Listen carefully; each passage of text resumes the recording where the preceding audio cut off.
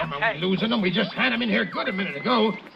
I'm doing it, Booker. Em 1945, quando a guerra na Europa estava chegando ao fim, toneladas de ouro desapareceram. Reservas inteiras do regime alemão em colapso simplesmente sumiram. Trens carregados de barras de metal precioso saíram de Berlim em direção ao sul. Nunca chegaram ao destino oficial. Por décadas, o governo americano tratou esse assunto como se ele não existisse. Depois de 9 anos de investigação, um jornalista chamado Ian Sayer conseguiu juntar testemunhos, documentos desclassificados e provas suficientes para publicar um livro que o Guinness World Records classificou como o maior roubo da história da humanidade. Hollywood pegou essa história, jogou Clint Eastwood no meio dela, adicionou um tanque psicodélico e uma banda de misfits, e lançou em 1970 um dos filmes mais subversivos já disfarçados de entretenimento. O nome era Os Guerreiros Pilantras. E o que aconteceu nos bastidores dessa produção foi quase tão perturbador quanto o crime que a inspirou. Isso não é uma lista de curiosidades fofinhas. Isso é o que eles não quiseram que você soubesse. Vamos começar pelo começo, pela história que está embaixo do filme. O roteiro foi escrito por Troy Kennedy Martin com base em algo que realmente aconteceu. Soldados americanos, no caos do fim da guerra, teriam encontrado reservas de ouro pertencentes ao governo alemão derrotado e teriam feito uma escolha que nenhum relatório oficial jamais registrou corretamente. O que Sayer descobriu depois de quase uma década de pesquisa foi que houve colaboração entre oficiais americanos e alemães para encobrir o sumiço desse tesouro. O governo dos Estados Unidos sabia e preferiu silêncio. Kennedy Martin transformou esse silêncio em roteiro. E o que ele escreveu, segundo o próprio Clint Eastwood, era um dos melhores roteiros anti-guerra que ele já tinha lido na vida. Presta atenção nessa frase, porque ela vai ser importante daqui a pouco. Fato 1. Eastwood entrou no projeto sem querer. Ele só aceitou o papel porque seu amigo e diretor favorito, Don Siegel, era quem ia comandar as filmagens. A condição era clara: sem Siegel, sem Eastwood. O acordo foi fechado. O contrato foi assinado. Então Siegel entrou em crise de pós-produção no seu projeto anterior e precisou abandonar os Guerreiros Pilantras. Brian G. Hutton assumiu a direção, e Eastwood, que já tinha assinado embaixo, não tinha para onde correr. Estava dentro, goste ou não. Curioso como, às vezes, os melhores filmes da carreira de alguém começam exatamente assim, com uma armadilha burocrática. Fato 2. A Iugoslávia não foi escolha romântica. Todo mundo assume que filmar em locações europeias autênticas foi uma decisão artística. A verdade é mais interessante. Havia 2 razões práticas e concretas. A primeira, em 1969, o exército iugoslavo ainda operava uma frota significativa de tanques e equipamentos militares da Segunda Guerra Mundial em pleno funcionamento. Sherman M4, veículos blindados, maquinário pesado. Hollywood não conseguiria reunir nada parecido em outro lugar do mundo sem gastar uma fortuna. Absurda. A segunda razão era financeira e tem um toque de ironia. Por lei, dentro da República Socialista Federativa da Iugoslávia, lucros provenientes de exibições cinematográficas não podiam ser exportados para fora do país. Isso significava que todo o dinheiro arrecadado por produções anteriores filmadas lá ficava represado dentro das fronteiras iugoslavas, disponível para financiar novas produções. Em outras palavras, um país comunista ofereceu a solução capitalista perfeita para um estúdio americano à beira do colapso financeiro. A ironia praticamente se escreve sozinha. Fato 3. O exército americano bateu a porta na cara da produção. A equipe enviou o roteiro ao exército dos Estados Unidos pedindo cooperação, equipamentos e apoio logístico. Era prática comum em filmes de guerra da época. O exército leu e recusou. O problema era óbvio para qualquer um que tivesse lido o script com atenção. A premissa central é a de soldados americanos abandonando o dever militar para perseguir riqueza pessoal. Anti-hierarquia, anti-autoridade, motivados por ganância. Nada disso servia para a imagem institucional que o exército queria projetar, especialmente num momento em que a Guerra do Vietnã estava destruindo a credibilidade das Forças Armadas americanas perante a própria população. O exército iugoslavo não teve esse problema. Abriu as portas, ofereceu soldados reais, tanques reais e terreno, que carregava as marcas físicas de uma guerra real. Um exército que tinha vivido o conflito de perto foi mais generoso com o filme do que o exército que o conflito nunca tocou de verdade. Fato 4. Donald Sutherland foi para a Iugoslávia por um dia. Ficou 6 semanas. Essa é provavelmente a história mais perturbadora de todo o filme. Sutherland chegou à Iugoslávia para um único dia de filmagem. Dentro desse único dia, ele contraiu meningite espinhal. A doença progrediu rápido demais. Sem os antibióticos adequados disponíveis no local, ele entrou em coma. A produção mandou um telegrama para a esposa dele, Shirley Douglas, com uma mensagem direta e brutal. Venha imediatamente. Ele provavelmente não vai estar vivo quando você chegar. Anos depois, em entrevistas, Sutherland descreveu o que aconteceu com uma calma desconcertante. Disse que por alguns segundos ele morreu, que viu o túnel, que viu a luz no final e que decidiu não ir, que se agarrou, que deu trabalho mesmo. Depois de 6 semanas hospitalizado, ele se recuperou e voltou às filmagens. Toda a sequência psicodélica do personagem Oddball, toda aquela energia estranha e magnética que você vê na tela, foi entregue por um homem que tinha literalmente voltado da beira da morte algumas semanas antes. Fato 5. Enquanto Sutherland estava em coma, a esposa dele foi presa pelo FBI.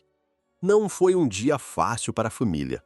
Enquanto ele estava inconsciente num hospital iugoslavo, Shirley Douglas foi detida nos Estados Unidos acusada de conspiração com eleição para a aquisição de explosivos não registrados, em ligação com seu apoio ao movimento dos Panteras Negras. O detalhe que transformou essa história em algo quase cinematográfico. Ela teria adquirido granadas de mão de um agente disfarçado do FBI e pagou com cheque nominal. A notícia chegou até Sutherland através de Clint Eastwood, que se aproximou dele em algum ponto das filmagens com aquele andar de western italiano e disse que tinha uma má notícia. Contou o que havia acontecido. E quando chegou no detalhe do cheque nominal, Eastwood começou a rir com tanta força que caiu literalmente no chão. Sutherland precisou ajudá-lo a se levantar.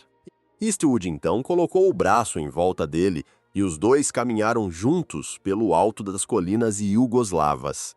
Às vezes o apoio de um amigo se parece exatamente com isso. Fato 6. Os tanques Tiger eram uma mentira sofisticada. Os tanques pesados alemães que aparecem no clímax do filme. Aquelas máquinas intimidadoras que bloqueiam a entrada do banco não existiam mais em condições de filmagem. Os originais tinham sido destruídos, capturados ou guardados em museus. A solução da produção foi pegar 3 tanques soviéticos T-34 do exército iugoslavo e modificá-los. Novos cascos foram construídos. Torres foram ajustadas. Ângulos de câmera foram calculados para esconder as proporções erradas. O resultado enganou o público por décadas. Se você assistir com atenção hoje, vai notar que a silhueta não bate perfeitamente. Mas na época, com aquela trilha sonora tocando e a tensão do clímax, quase ninguém percebeu. É esse tipo de mágica que separa um bom diretor de arte de um excelente. Fato 7. O avião de combate do filme ainda não existia em 1944. O filme é ambientado no ano de 1944. Em determinada cena, um caça americano ataca o grupo do Kelly. A aeronave usada nas filmagens era um Soco 522. um avião de treinamento militar fabricado pela Iugoslávia, que entrou em operação em 1955. 11 anos depois dos eventos que o filme retrata. Alguém na produção provavelmente sabia disso. Alguém provavelmente achou que ninguém ia reparar. E por muitos anos realmente não repararam. Fato 8. John Landis estava disfarçado de freira. O futuro diretor de Os Irmãos Blues, Animal House e O Lobisomem Americano em Londres era, em 1969, um assistente de produção completamente desconhecido. Mas ele queria estar na tela. E conseguiu uma forma criativa de aparecer. Interpretou a freira irmã Rosa Stigmata numa cena específica do filme. O papel não foi creditado. Na época, ninguém sabia quem era John Landis, mas ele sabia quem ele ia ser. Contava para todo mundo no set, insistentemente, que um dia ia dirigir filmes importantes. Donald Sutherland. Talvez por educação, talvez porque reconheceu algo no rapaz, prometeu aparecer nos filmes dele quando isso acontecesse. Landis chegou lá, e Sutherland cumpriu a palavra, aparecendo em produções do diretor ao longo dos anos seguintes. Uma promessa feita entre uma freira de mentira e um ator em crise existencial numa república comunista. Hollywood tem dessas. Fato 9. Carroll O'Connor era um completo desconhecido. O general pomposo e berrante que aparece no filme, bradando ordens do quartel-general enquanto os soldados de verdade arriscam a pele, foi interpretado por Carroll O'Connor. Em 1969, O'Connor era um ator coadjuvante de trabalho sólido, mas absolutamente sem projeção nacional. Ninguém sabia o nome dele, fora dos círculos de produção. Menos de 2 anos depois, tudo mudou de figura. Em janeiro de 1971, estreou nos Estados Unidos a série Tudo em Família, e Carroll O'Connor se tornou Archie Bunker, um dos personagens mais icônicos e controversos da história da televisão americana. Uma figura que sacudiu o debate cultural do país por uma década inteira. Mas quando você assiste Os Guerreiros Pilantras hoje e vê aquele general arrogante que não entende nada do que está acontecendo na linha de frente, você está vendo o Archie Bunker 2 anos antes de existir. A prepotência já estava toda ali. O mundo só ainda não tinha um nome para ela. Fato 10. O capitão do barco do amor começou aqui. Gavin MacLeod, o ator que gerações inteiras associam ao papel do gentil e paternal Capitão Stubing na série. O barco do amor aparece em Os Guerreiros Pilantras num papel completamente diferente. Morelli é um soldado oportunista, moralmente maleável, aquele tipo de personagem que você não confia completamente, mas que você também não consegue dispensar, porque ele é útil. Ver os dois personagens lado a lado é genuinamente surreal. O mesmo homem que décadas depois encarnava a gentileza hospitaleiras num navio de cruzeiro, começou os anos 70 numa trincheira iugoslava, negociando o que precisava negociar para sobreviver. O arco completo de uma carreira, às vezes, é mais revelador do que qualquer entrevista. Fato 11. Telly Savalas estava ensaiando para o papel da sua vida. Big Joe é puro cinema. Comando físico, autoridade instintiva, capaz de intimidar e proteger na mesma respiração. Quando Os Guerreiros Pilantras foi filmado, Savalas já tinha uma indicação ao Oscar pelo filme O Homem de Alcatraz. Já tinha vivido vários vilões memoráveis, mas o papel definitivo ainda estava por vir. Em 1973, ele estreou como detetive Kojak na televisão americana e se tornou instantaneamente um ícone global. O Lollipop, o crânio raspado, a arrogância calculada. Se você traçar uma linha direta entre Big Joe e Kojak, você vai ver que são o mesmo homem em uniformes diferentes. Ambos comandam com presença física pura. Ambos operam em zonas morais cinzas. Ambos prendem a atenção de todo mundo na sala sem precisar levantar a voz. Os Guerreiros Pilantras não foi apenas um papel para Savalas. Foi um laboratório. Fato 12. O roteirista foi mudar a televisão britânica 15 anos depois. Troy Kennedy Martin, o homem que escreveu o roteiro do filme, não parou por aí. Em 1985, ele criou e escreveu a minissérie britânica Edge of Darkness para a BBC.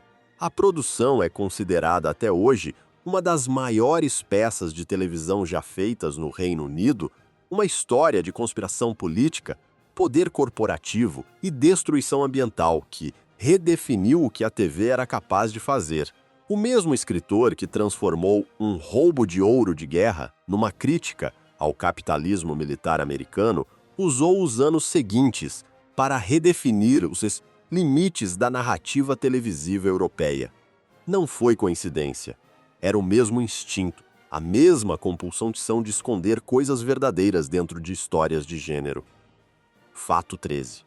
A trilha sonora era propositalmente do lugar errado. Burning Bridges, a música tema do filme interpretada pela congregação de Mike Curb, soa como folk rock de 1970, não como 1944, não como a Segunda Guerra. Ela soa como alguém cantando sobre se perder numa estrada americana, sobre deixar tudo para trás sem ter certeza de onde vai chegar. Isso foi intencional. O diretor Brian G. Hutton e a equipe queriam que o filme falasse diretamente com o público de 1970, não que recriasse 1944. Naquele ano, os Estados Unidos ainda estavam no Vietnã. Jovens estavam sendo enviados para morrer numa guerra que crescentes setores da população não conseguiam mais justificar. A história de soldados que decidem largar a guerra e perseguir algo próprio não era uma fantasia histórica. Era um espelho, e a música era a moldura desse espelho. Burning Bridges se tornou um modesto sucesso nas paradas musicais do ano. O filme falava de guerra, a música falava de escape. Juntas diziam algo que nenhuma das duas conseguia dizer sozinha. Fato 14. Clint Eastwood gravou a música tema. Existe um compacto de vinil lançado na época do filme, com Clint Eastwood cantando Burning Bridges. A gravação foi lançada pelo selo Sertron Records. O lado B do disco era uma canção chamada When I Loved Her, escrita por Kris Kristofferson. Dois ícones americanos no mesmo disco de 7 polegadas que quase ninguém sabe que existe. O vinil não se tornou um grande hit, mas é o tipo de artefato que faz qualquer colecionador sentir que encontrou algo escondido numa caixa empoeirada de feira. Fato 15.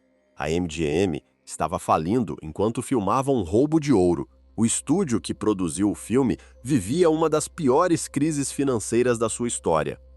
A MGM, que tinha sido sinônimo de glamour e poder em Hollywood por décadas, estava sangrando dinheiro.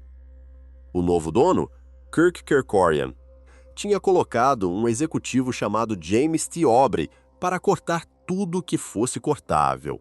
Aubrey ficou conhecido na indústria pelo apelido de O Carniceiro.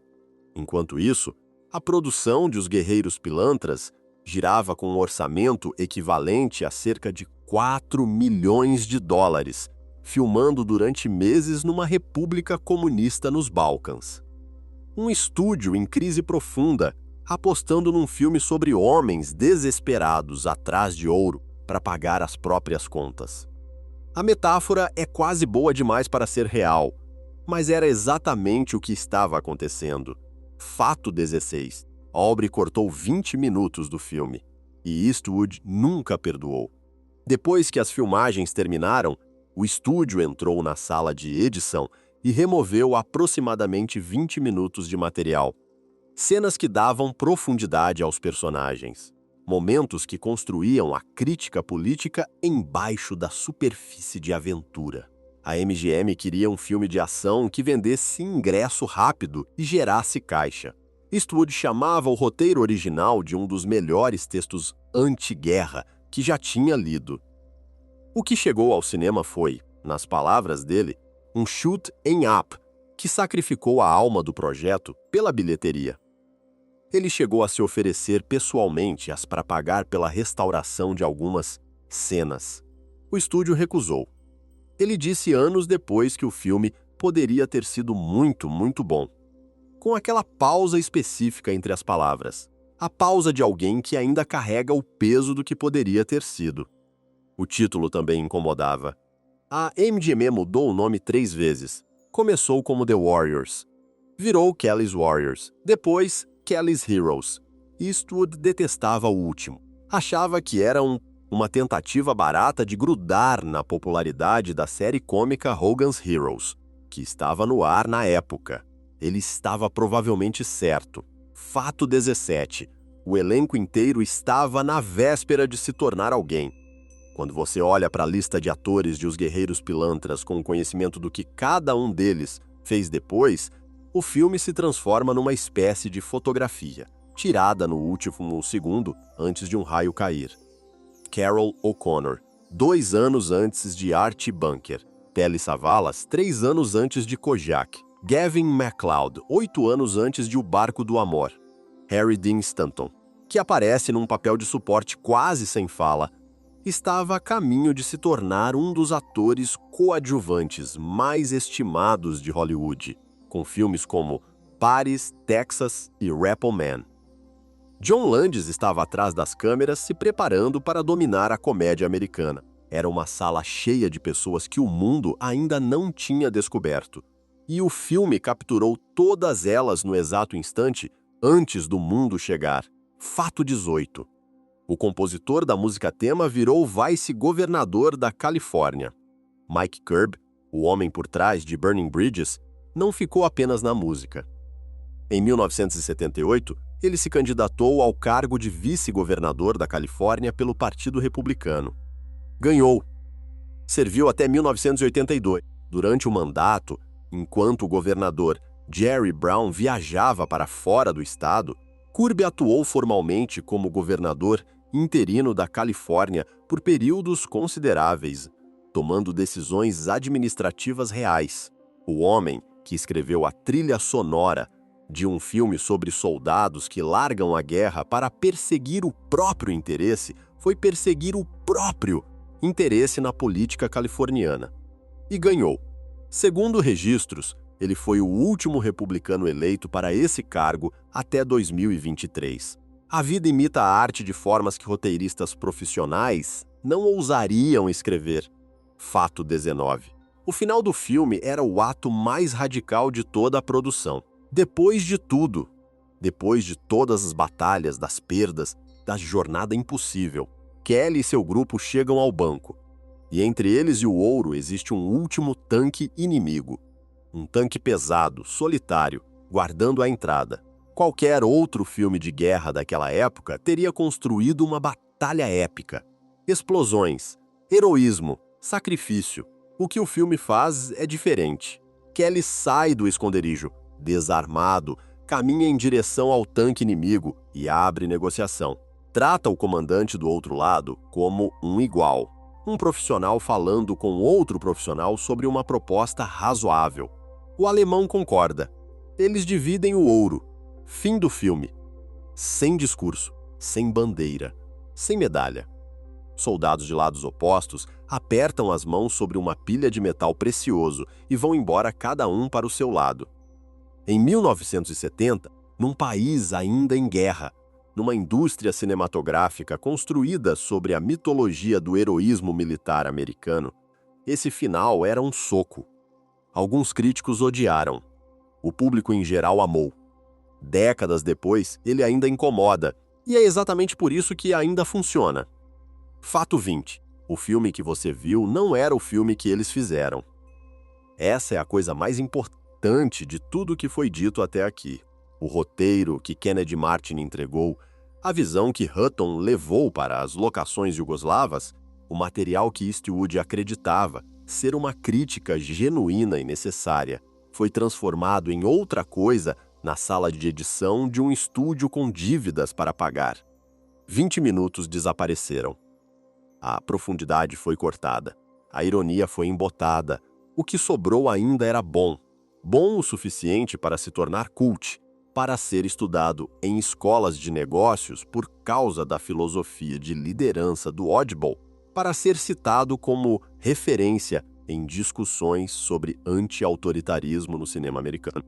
Mas o filme completo o filme que existiu antes de Aubrey entrar na sala de edição. Nunca foi visto por ninguém fora da equipe de produção. Às vezes, a história mais perturbadora de um filme não está nas telas. Está no que foi tirado delas.